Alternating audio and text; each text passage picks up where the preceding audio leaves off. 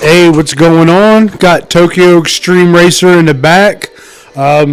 Just kind of want to do a video, just kind of shooting from the hip, about my history in video games, why I like video games, and kind of why I'm starting to record videos about it again. So, I was born in the 80s and raised in the 90s.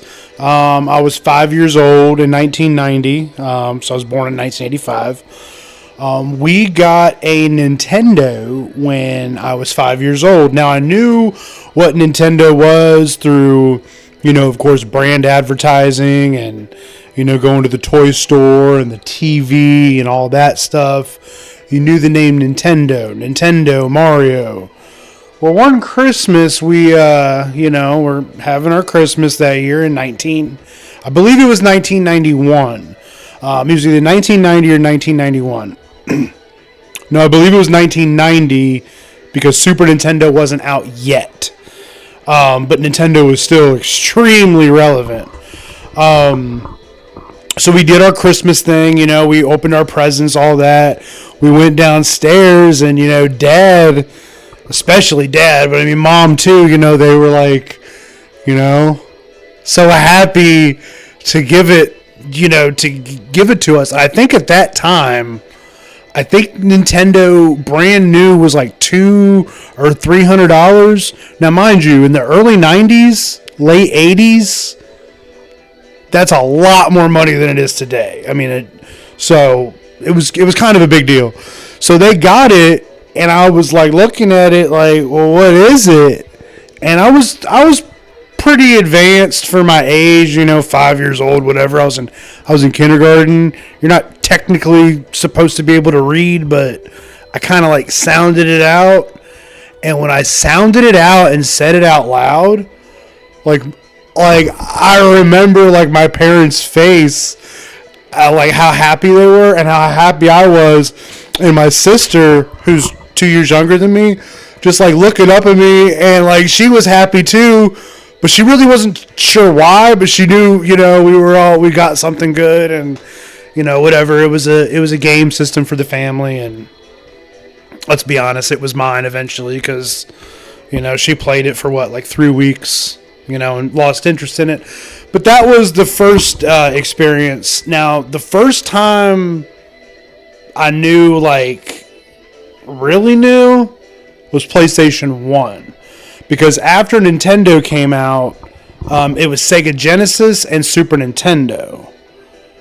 Now, depending on what type of family you grew up with, what type of income they have, if you had Nintendo already like we did, we didn't get a Sega Genesis and we didn't get a Super Nintendo. We got the Nintendo, and that was it. And we also had to beat the game before we were to buy another game. Now, if you're in your 40s or mid 30s or even early 30s, you know that these games, beating a game back then was not as common as it is today. Very rare did you beat the game. If you beat the game, especially in the early 90s, depending on what game it was like, dude, I beat this game, and you told all your friends, and it was a whole different culture and vibe. But anyways, so we didn't really have another system. Now Sega had the graphics. Super Nintendo was probably the best of that time because besides the PlayStation 2, the Super Nintendo probably is the second best console ever. I mean, it's debatable, but whatever. Super Nintendo was good. It was good. So, anyways, not to go down too big of a rabbit hole, but PlayStation 1 comes out. That's when I'm really a gamer. So up until then, I'm playing games like Mario, Contra, Mega Man, Tetris. There were some other RPGs that I hadn't really been exposed to yet, like the original Final Fantasy game. Of course, there was the sports games, which really weren't very good up until like PlayStation 1 and 64. So really, that was what I had been exposed to. Then when PlayStation 1 came out, and it was like Metal Gear Solid and Tony Hawk Pro Skater and Siphon Filter and all these other sick games that just were in 3D that had like adult themes to them. And then the game that hooked me, believe it or not, was SimCity 2000. And then it was 3000. And then I kind of, went to like other games and never really played SimCity 4 until like probably up until only a few years ago, because SimCity 4 came out like 04. So anyways, the PlayStation 1 came out, and now when the PlayStation 2 came out, I mean, I know that like everything is documented and we can all talk about it, and this even goes for like things that happened before my day. But if you're my age, so I was about 14 years old, 13 or 14 years old, the perfect age when the PlayStation 2 came out. When the PlayStation 2 came out, it was a game changer. Like the way they're talking about the PS6 wasn't even as crazy as what they were talking about the PS2. Like when the PS2 came out, that was real life. That was like a huge jump. Like, yeah, they were going from what, 2D pixel to 3D animation with the PlayStation 1, but it was really just like a polygon, and that was it, which was incredible because it was like, oh, we're getting games in 3D now. But then when the PlayStation 2 came out, it was some serious stuff. And then the PlayStation 2 just, if it didn't have you by that point, the PlayStation 2 got you. I mean, it had so many games, and you could literally pick like a random game, and it'll end up being like most likely like a 7 out of 10 game. Like they had so many good games. Like it was absolutely ridiculous. And then when I'm already like a full-blown gamer at this point.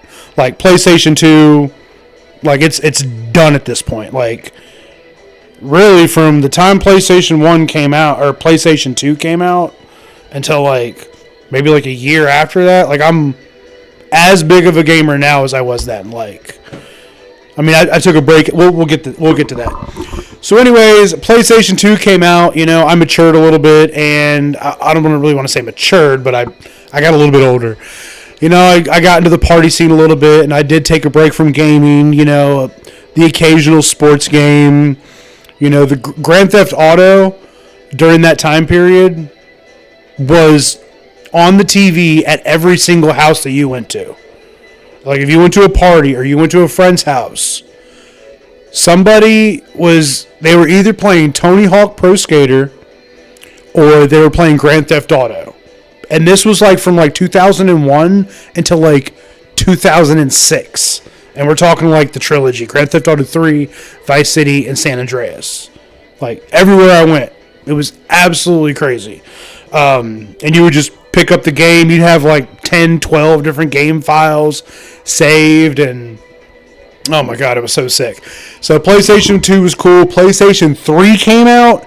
Now, if you want to talk about like a jump from like PS1 to PS2, that was pretty great. But from PS2 to PS3, like everything was just so smooth. It was so smooth. Online gaming had taken off. And this was the point where it was like, okay, I'm pretty much done with gaming. Games are fun, this and that. But like when they had online gaming, that's what kind of pulled me back in. I was like, okay, I'm a really big gamer. A couple of my friends are gamers, but like my gaming circle isn't as big as I want it to be. So I hopped online and I made so many good friends that I lost touch with. And were so I mean, it sounds really nerdy, but like they were some of the coolest friends I ever had, man. Like, and like online gaming has come so far, and connection wise, of course, technology is better, but not for the better. I think that like online gaming culture when it first came out, for those like first like 5 to 7 years, were probably the best and the worst. I mean, I guess there's some downsides there too, but PS3 was like, okay, this is pretty cool. And another cool thing that PlayStation 3 did, so I don't know if people remember this, but like PlayStation Network was free. If you had a PS3, you did not pay for PlayStation Network. Like this is the very first early days of DLC, and the DLC was only like the necessary like extras. Now they have freaking DLC for everything. Like your character doesn't have whatever. I don't know. You gotta buy like an extra avatar or something for it. Kind of difficult not to go off on tangents. However, PS3 comes out. I'm pretty much into it. And then I go like in and out of gaming like throughout my adult life, because on one end I really love games because and that's what this video is about, is why I like games. Like the reason I like games is because like I'm involved in it. It's interactive. I have control over it. There's the problem solving part of it, but it's not like, it's like an enjoyment when you complete something. It makes you feel good, right? And a lot of people are going to listen to this and they're going to say like, oh well you can do that from doing stuff outside. Like, yeah, I like to do stuff outside too. I like to go on hikes, but I also really like games. I like the stories that the games tell. I like how you get to kind of be involved in those stories. I like how games have kind of gotten away from this, but I think they're getting a little better to getting back to it. Is I think they were a little better than movies and TV at like doing new stuff. Now I know games have kind of done the rinse and repeat thing too, but what I've noticed is like when I watch a movie, it's like all the movies that I really enjoy are not any of the newer movies. It's something that has good dialogue to it, a good presentation, good suspense timing. Like movies from the 1980s are probably my favorite era of movies. I just love those movies, and the graphics and the animation in those movies are absolutely terrible, but I like the animation of those movies. So like in games, I kind of feel the same way. I really like the experience. If you're a non-gamer, that's the best way to kind of explain it to you, is the experience. And what am I trying to say? If you're not,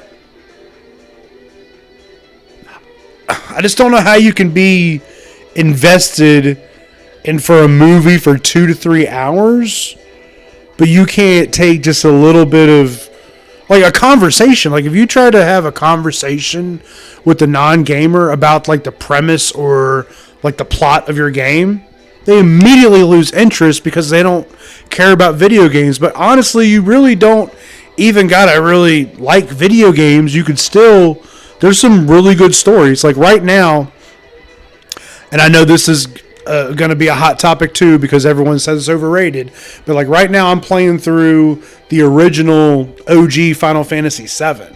And while that game, there is some criticism around that game, which I do get, but however, one thing you cannot say is the story in that game is fucking A+. Like that is one of the best stories in any video game, let alone Final Fantasy game.